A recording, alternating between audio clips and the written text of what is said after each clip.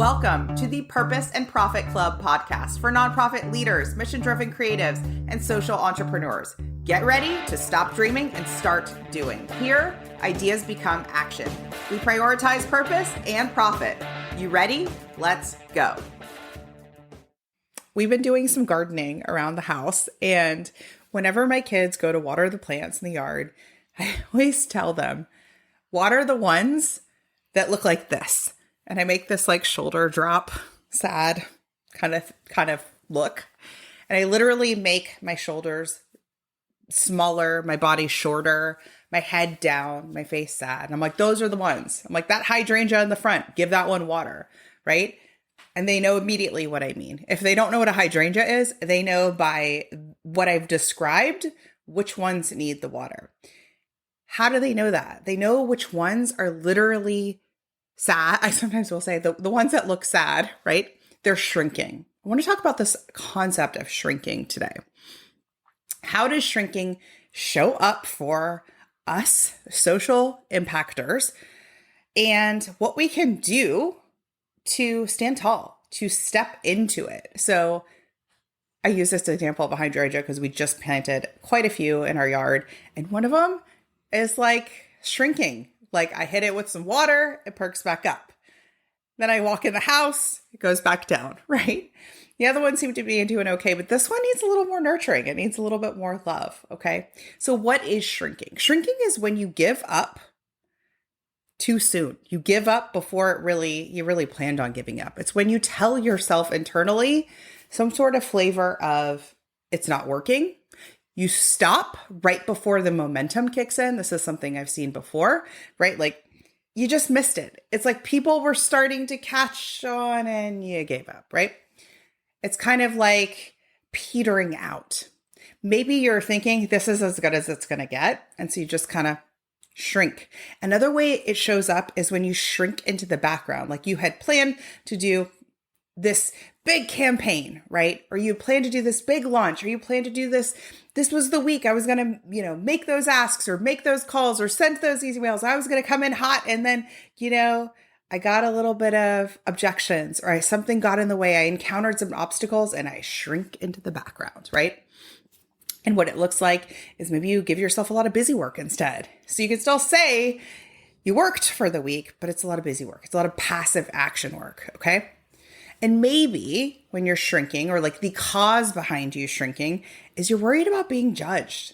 And I get that. I think that's a huge one. That's one I personally have worked on, continue to work on, is standing tall, thinking about sunflowers. You know how tall those things get. So like the tallest sunflower is literally poking its head out of the rest, right? Standing tall. It's like asking to be judged, right? Now, some people may say that's a gorgeous sunflower, right? Some people may say that's beautiful. And other people may have another opinion. Wow, it's really blocking the view, right? Can't see into the house or whatever, right? So it feels like you're being judged. It may cause you to shrink. When you're thinking, I don't fit in here.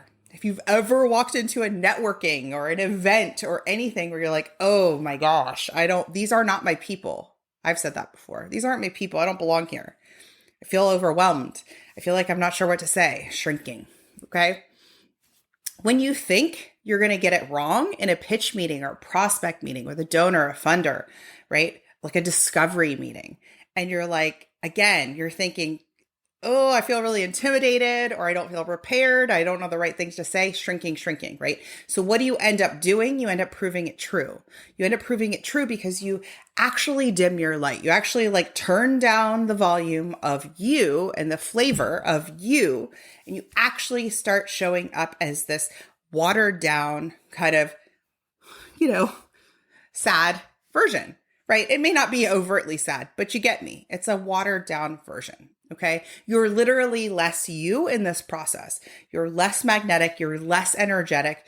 Sometimes you're less clear. So the words you say in an email, the words you say out loud, right, are less clear because you're in your head. You're like just trying to think, oh, what's the right script to say here? You're doing the compare thing. What would so-and-so say instead? Don't do that. Okay.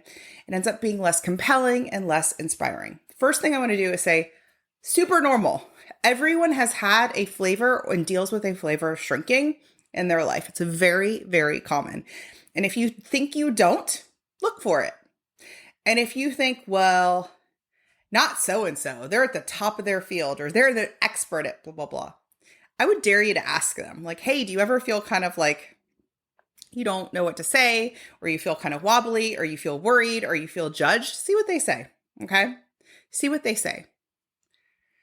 I often see in these meetings, in these asks, in any version of outreach, right, that your stories get shorter. So if you've ever been in like a pitch meeting or a discovery meeting and you're feeling this way, you plow through the ask, and the sooner you can get out of there or hang up off the call or get off the Zoom, the better, right? The email is less compelling. It's just, how do I get it out of there so I can cross it off the to-do list and tell Christina and tell myself, oh, I did the action, right? But you didn't really do the action, right? Because you did the dulled down version, the dimmed down version, okay?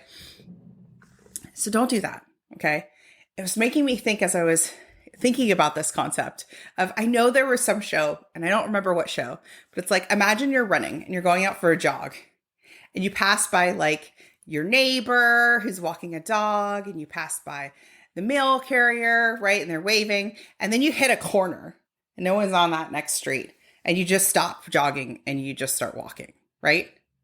Instead of being like, we're going for a run, I'm keeping my energy up, even if no one sees me taking the action, even if I'm not getting the cheers just yet, I'm going to keep going.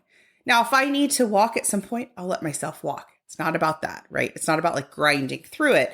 It's just about the concept of like, who are you doing it for in this, in the first place, right?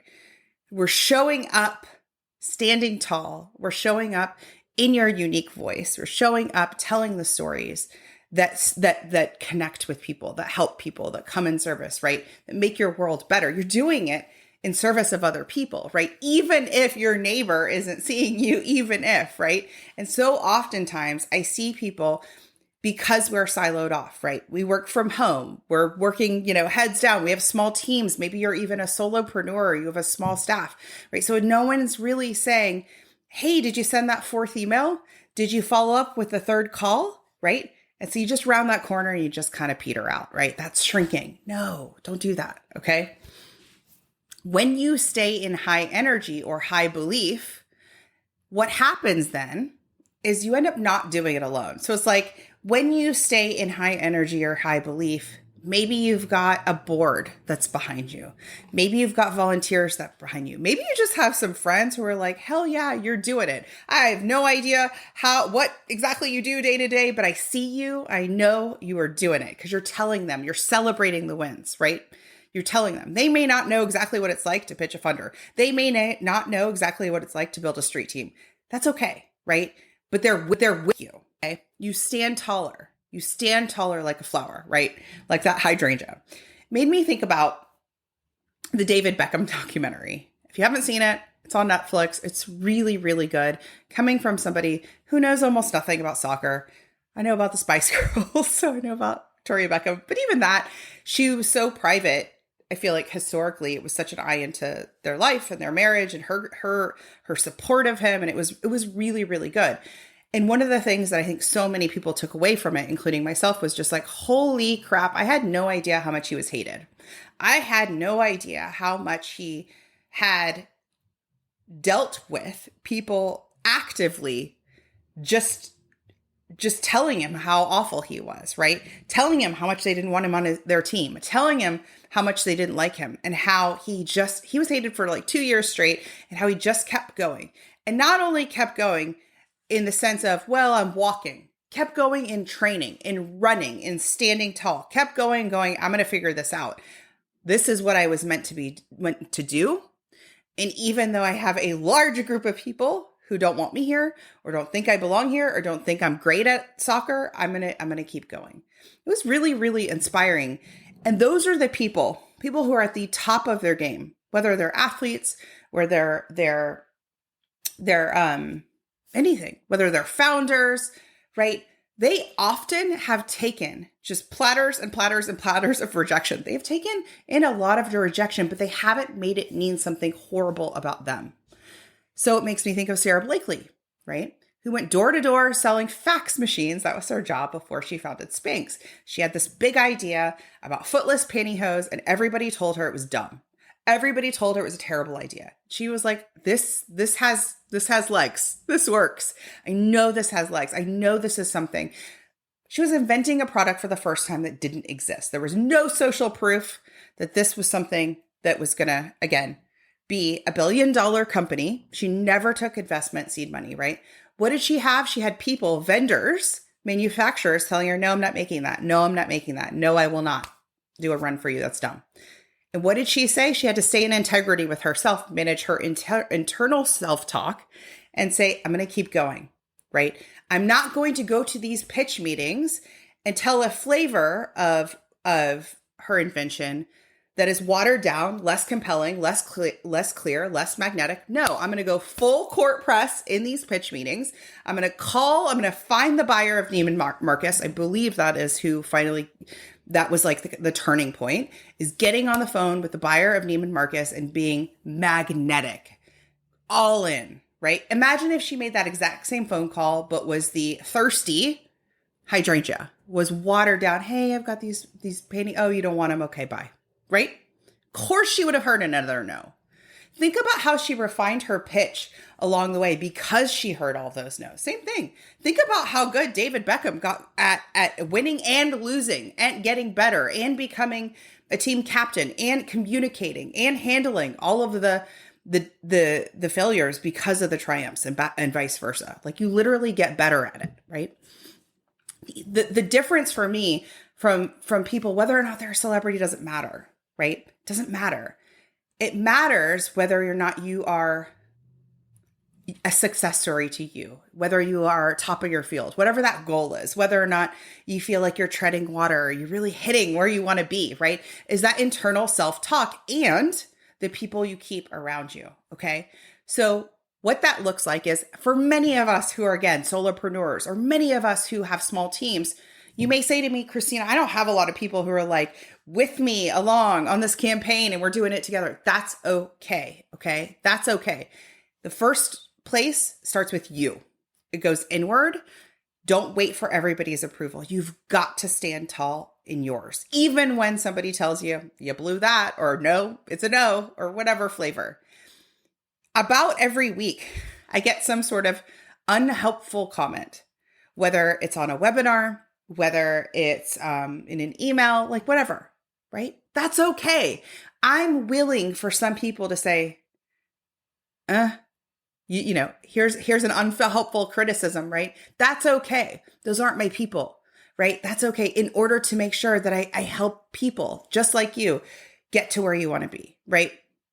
And so how I handle that criticism is really, really important, because I could take it and I could have it weigh down on me, literally, and have it almost stop me from helping the rest of you and showing up for this podcast and showing up in my courses and programs and showing up for my coaching. But instead, I say to myself, is this helpful? And if it is, cool, then I'll take it into account. And if it's not, okay, bye. I give it back into the world. I think Elise Myers talks about that. She's like, okay, thank you. You can have that criticism back. It's not for me. Go ahead. You can take it with you, right? So positive self-talk first. Have a coach, a mentor somewhere, a collective of people, even if it's a best friend who doesn't do what you do, totally fine, who's just alongside cheering you on. She doesn't need to know the blow by blow, right? But just somebody who's like, hell yeah, you got this. You got this, okay? Don't do it alone. So that's my cue to remind you, right? Don't do it alone. Sometimes we wear these heavy failures so heavily because we're not talking about it. We're not telling, Sara Blakely is the first person to talk about the losses with the wins, right? To talk about the doors and the phones slamming down. No, I don't want it, right? I find too, in those moments of, well, I kind of bombed that, or that didn't go how I wanted, or I flubbed that. If I can just say it out loud, I don't need to say it out loud to everybody. I can say it out loud to a trusted group, a trusted mentor, a trusted coach, even a friend or spouse. It helps just take away the shame of it. right? It takes away the charge of it. It takes away the need to feel like I have to go shrink now and I have to be less me now, right? Because that's not it. Being less you actually prevents you from being where you want to be, right? So think about that campaign. Think about that next launch. Think about your mission and where you would like to see funding for your mission, right? Think about what would it take to get there, because you probably know. And I find it's actually a few actions. It's not like, and I need this, and I need this, and I need this. So for my nonprofits, for example, it probably is, I need to book 5 meetings with funders, 5 people. That's it. And these could be prospects. These could be current donors, and just asking for more, right? Get out there, go do it, right? And I need to start a street team, or I need to tap into the revenue of my email list, because I send emails once a quarter. And when I send them, they're just program updates, right? That's it. That could be the difference of $250K right there. Just those 3 things. That's it. If you need help with any of this, book a call with me. We can start there, and I can point you to the next best step, whether it's coaching with me one-on-one or one of my group programs. I'll see you next time. Go stand tall. You know how they say you should enjoy the journey, not just the destination? Have you ever wondered, how do I crack the code to do that? I can help you do that. I can help you not only achieve your biggest, most daring goals, but the journey to get there. No more overwhelm, no more self-doubt. I want to invite you to book a call with me. Go to splendidatl.com/book. Think you've reached out to everyone in your network? Are you out of ideas to get noticed and get funded? I hear you. That's why I'm giving you a chance to steal my prospect list. Yes, you can generate leads for your nonprofit or impact-driven business. Grab my mini training and list delivered to your inbox instantly. Go to splendidcourses.com/prospect.